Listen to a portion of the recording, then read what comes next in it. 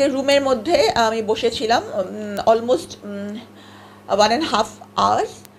তখন উনি আমাকে দুইটা প্রশ্ন করেছিলেন, আপনি কোন মেডিকেল কলেজ এবং কততম বিসিএস। এই দুটা প্রশ্নের ভিত্তিতে উনি পরবর্তীতে গণমাধ্যমকে জানালেন যে মামলার সাথে সম্পৃক্ততা প্রমাণিত হয়, মানে জিজ্ঞাসাবাদে সাবিনা গ্রেফতার। জিজ্ঞেস করা হয়েছিল সম্ভবত এটা যে সবাই আপনার বিরুদ্ধে এত কথা বলে কেন। তো তখন উনি বললেন যে আমি তো অনেক বড় বড় আসামি ধরেছি, যেমন সাবরিনা, যেমন ডক্টর সাবরিনা। তো আমার মনে হচ্ছিল যে ওনার পুরা ক্যারিয়ারে আমাকে ধরাটাই ওনার মনে হচ্ছে সবচেয়ে বড় একটা কাজ ওনার পুরা ক্যারিয়ারে। মানে হাউন আঙ্কেল, যিনি হাতের হোটেলের ওনার, তো উনি আর কি। তো কোনো কিছুই নাই, উনি আমাকে কেন কিসের কারণে, কোন শত্রুতার জেরে বা কার হুকুমে উনি আমাকে এই মামলায় সম্পৃক্ত দেখিয়ে। আর মেলার সময়ও আপনারা দেখেছেন যে উনি আমার বইটা বন্ধ করার চেষ্টা করেছিল, যে যাতে বইটা বন্ধ হয়ে যাক। হ্যাঁ, তো তারপর আল্লাহ রহমত যে বইটা এবং গণমাধ্যমের সহযোগিতায়, আসলে সত্যিকার অর্থে আমি বলবো তাদের কাছে কৃতজ্ঞ, তাদের কারণেই বইটা এত ব্যাপক প্রচার পেয়েছে। তো ওই ডিবি হারুনের আমি জানি না যে ওনার কেন আমার প্রতি এরকম শত্রুতা বা বিরূপ মনোভাব উনি পোষণ করেন।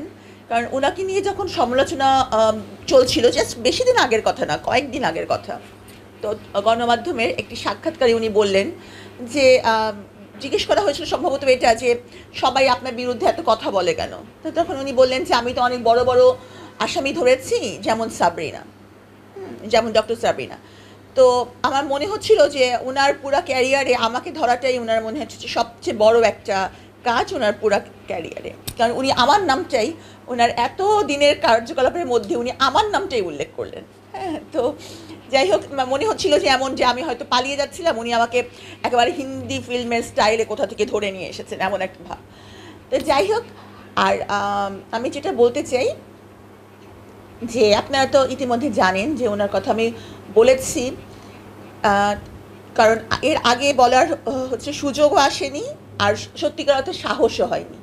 হ্যাঁ, কারণ আমি চাচ্ছিলাম না যে আবার উনি আমাকে জেলে ঢুকিয়ে দেখেন। অলরেডি উনি বলেছিলেন যে সাবিনা মিডিয়ার সামনে বেশি বকবক করছে, তাকে এখন আবার জেলে ঢুকানোর দরকার।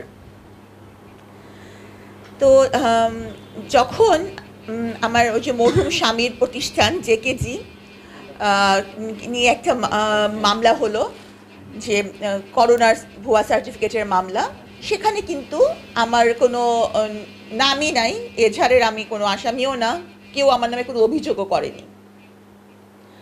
তো তখন হলো, এবং ওনাদেরকে ধরে, ওনার অফিস থেকে ওনাদেরকে বেশ কয়েকজনকেই ধরে নিয়ে যাওয়া হলো তেজগাঁ থানাতে।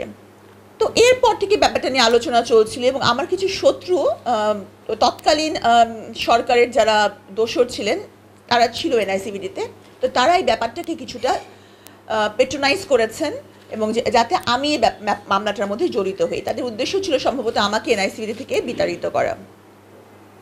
তো এরকম যখন আলোচনা চলছে, এবং তখন ডিবি হারুন আমাকে ফোন করে তার বললেন যে আপনি একটু দেখা করেন, হ্যাঁ, আপনি আমার সাথে একটু এই মামলার ব্যাপারে দেখা করেন। তো আমি তো স্বভাবতই, উনি একটা ক্ষমতাধর মানুষ, আমি একটু ভয় পেয়ে গেছি। পরে আমি আমার ক্লোজ সার্কেলের সাথে শেয়ার করলাম। তো তখন তারা বললো যে যদি তোমাকে ফোন করে মামলা রিলেটেড কেউ, তাহলে তো তেজগাঁ থানার ওসি তোমাকে ফোন করবেন, উনি কেন সরাসরি তোমাকে ফোন করবে। তো আর ওনার কিছু, আপনারা জানেন ওনার কিছু ব্যাপারে রিউমার আছে, যে কারণে আমি সংকোচ বোধ করেছি, এবং সবাই আমাকে বলেছে যে না, খবরদার তুমি যাবা না, কিছু হলে তেজগাঁ থানার ওসি তোমাকে জানাবে।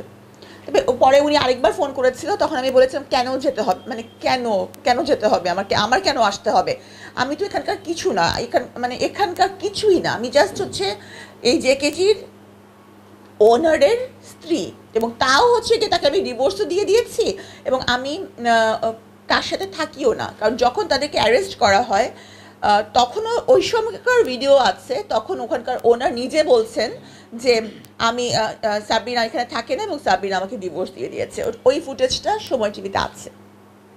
যাই হোক, আমি বলছি আমি কেন আসবো, তো এই দুবারই কথা হয়েছে, এরপর উনি ফোন করেছে, আমি আর রিসিভ করিনি। তো যেদিন আমাকে গ্রেফতার দেখানো হলো সেদিন আমি হসপিটালে কর্মরত ছিলাম এনআইসিভিডিতে, আপনারা সবাই মিডিয়াতে দেখেছেন।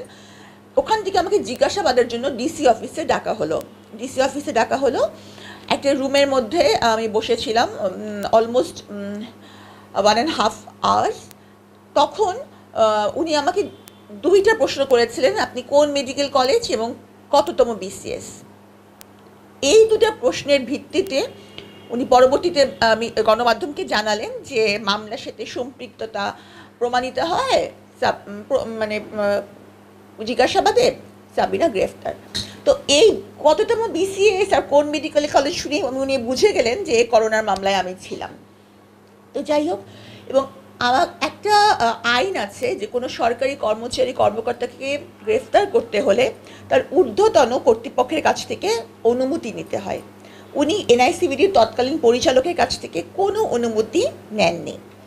আর আরেকটা ব্যাপার হচ্ছে, এটা এই গত সপ্তাহে খবরের কাগজেও এসেছে যে সরকারি কর্মচারী কর্মকর্তাকে গ্রেফতার করতে হলে সুনির্দিষ্ট তথ্য প্রমাণের ভিত্তি লাগে। তো উনি কোন তথ্য প্রমাণের ভিত্তিতে আমাকে উনি গ্রেফতার করলেন? কারণ হচ্ছে যে এখানকার জয়েন্ট স্টকের কাগজে আমি এটার কোনো মালিক না, এটা একটা প্রোপাইটারশিপ কোম্পানি, এখানে চেয়ারম্যান বলে কোনো পোস্ট থাকে না। একটি কাগজেও আমার সই নাই। আমি কোনো একটা মানুষ, কোনো সাক্ষী এসে বলে নাই যে সাবিনার কাছ থেকে তারা কোনো টাকা নিয়েছে, সাবিনা তাদের কাছ থেকে টাকা নিয়েছে, অথবা তারা সাবিনাকে মানে কোনো সার্টিফিকেট দিতে দেখেছে। তো কোনো কিছুই নাই। উনি আমাকে কেন কিসের কারণে, কোন শত্রুতার জেরে বা কার হুকুমে উনি আমাকে এই মামলায় সম্পৃক্ত দেখিয়ে গ্রেফতার করলেন?